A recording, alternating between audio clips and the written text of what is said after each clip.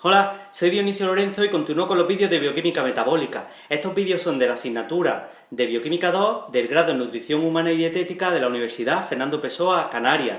El último día nos quedamos con el ciclo de Krebs. ¿Qué ocurre en la matriz mitocondrial? Y continuamos con ella, pero aquí vamos a ver otras partes de este orgánulo. Así, lo primero que vamos a hacer es pintar las dos membranas. Tenemos la membrana mitocondrial interna, esto es la matriz mitocondrial, tenemos aquí arriba la membrana mitocondrial externa, y este espacio grande de aquí va a ser el espacio intermembrana. Venga, el último día nos quedamos con el ciclo de Krebs, y vimos que se producía el CO2, que ya son carbonos oxidados al máximo y que por tanto nuestro organismo no puede darle utilidad, por eso lo eliminamos, y nos quedamos con dos coenzimas reducidas que son FADH2 y NADH2. En cada vuelta del ciclo de Krebs se produce una molécula de FADH2 y 3 moléculas de NADH2. Lo único que nos queda ahora mismo de la glucosa original que empezamos a metabolizar, a oxidar hace 2 vídeos, es estos hidrógenos,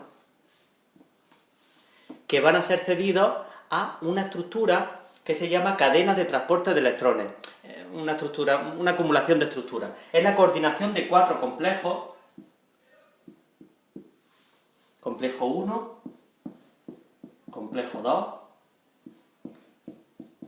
complejo 3,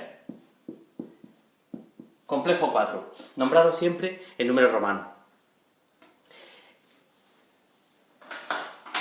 Voy a coger el boli azul para ver el trasiego de estos hidrógenos, porque lo que va a ocurrir a lo largo de esta cadena de electrones, de esta cadena de transporte de electrones, es que estos hidrógenos y sus electrones aparejados van a ir siendo transferidos de complejo a complejo hasta llegar al cuarto. Después veremos lo que le ocurre allí.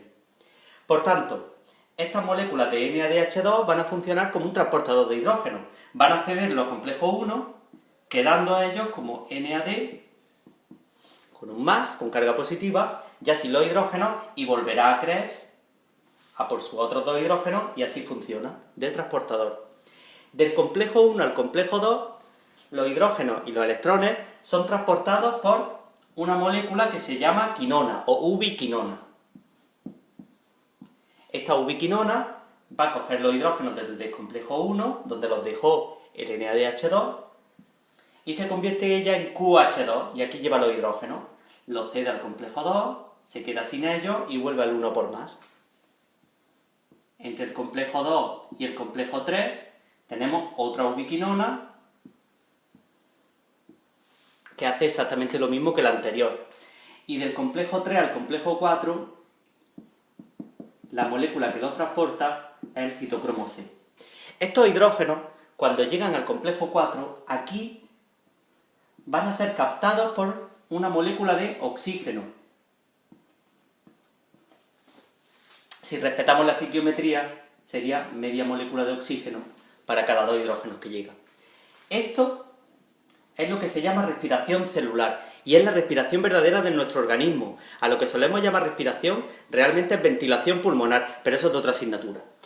En cualquier caso, lo que nosotros vemos, si lo miramos un poco de lejos, es que toda la degradación de la glucosa que teníamos en vídeos anteriores, al final, termina ya en el ciclo de Krebs, con sus carbonos oxidados al máximo y eliminados, y sus hidrógenos transportados a la cadena de electrones, que van siendo transportados con los electrones que llevan aparejados hasta el oxígeno final. De forma que nuestro organismo depende de la oxidación de los nutrientes que ingerimos con el oxígeno que inspiramos, y nada más. Son las únicas necesidades para mantener el organismo vivo. Nos queda todavía explicación, pero podéis ir empezando a reflexionar sobre ello. En cualquier caso, aquí ocurre otro proceso secundario que voy a pintar de otro color para distinguirlo. Lo voy a pintar de rojo. Fijaros, Conforme en la cadena de electrones los electrones van siendo transferidos con los hidrógenos a lo largo de la membrana, provoca un desajuste, una desestabilización de esa membrana y hace que los hidrógenos de dentro de la matriz salgan fuera, al espacio intermembrana. Y esto va a ocurrir en cada salto de complejo a complejo. Así, conforme va funcionando la cadena de electrones, el espacio intermembrana se está llenando de protones. Esto hace que cuando vuelvan a entrar, lo hagan a favor de gradiente, porque están viajando desde una zona donde están muy acumulados a otra zona en la que hay menos proporción. Este trasiego a favor de gradiente libera energía que una enzima que se llama ATP sintasa, una proteína enzimática, aprovecha esa energía para producir ATP a partir de ADP más fósforo inorgánico. El ATP es la molécula más utilizada por nuestras células como fuente de energía para funcionar, el corazón para latir, el hígado para detoxificar, el riñón para filtrar, etcétera, para las funciones del organismo. De forma que si nosotros volvemos a alejarnos un poco y lo vemos de lejos, tenemos que hemos ido oxidando una glucosa, hace 2 vídeos, hasta piruvatos que entraban a la mitocondria y se oxidaban por completo en el ciclo de Krebs, en el vídeo último, y en este vídeo vemos que ya no quedan carbonos porque ya se perdieron en el vídeo anterior y que lo único que quedaban eran estos hidrógenos, que son transferidos a la cadena de electrones y que en última instancia son captados por el oxígeno que nosotros inspiramos. La velocidad a la que ocurre este proceso es la velocidad que determina el ritmo del ciclo de Krebs, de forma que la velocidad de esta reacción, la velocidad de este proceso, determina el ritmo metabólico de una persona. De hecho, hay hormonas que repercuten sobre el ritmo metabólico y muchas de ellas actúan precisamente sobre esta cadena o sobre algunas reacciones de aquí. Sobre todo, sobre esta cadena.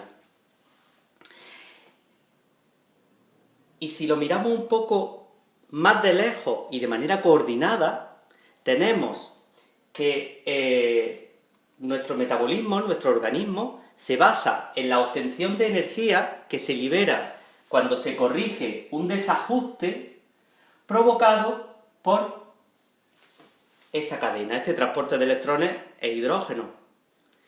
Este proceso de aprovechamiento de la tendencia natural del oxígeno a captar hidrógeno y a reducirse con hidrógeno hasta agua, y ese desequilibrio corregido, esa coordinación entre esa tendencia, el desequilibrio y la energía que se libera cuando se corrige ese desequilibrio, es tan eficiente que se mantiene igual en la mayoría de seres vivos, en la inmensa mayoría de los seres vivos que conocemos, salvo algunas especies de bacterias que no tienen acceso al oxígeno y hacen esto mismo, pero con azufre en vez de oxígeno. Todos los demás seres vivos, la mayoría de bacterias y ya todos los seres vivos de hongos, mohos, algas, gatos persas, todos los seres vivos que se os ocurran, salvo esos ejemplos de bacterias primitivas que usan azufre en vez de oxígeno, otras bacterias también oxígeno, todos utilizan este proceso porque es muy rentable. Así, hemos terminado con la glucosa que en un momento estábamos ingiriendo, consumiendo dulces, por ejemplo, o lo que sea, que entra esta glucosa a tu célula, empieza a consumirla, lo vimos hace 2 vídeos.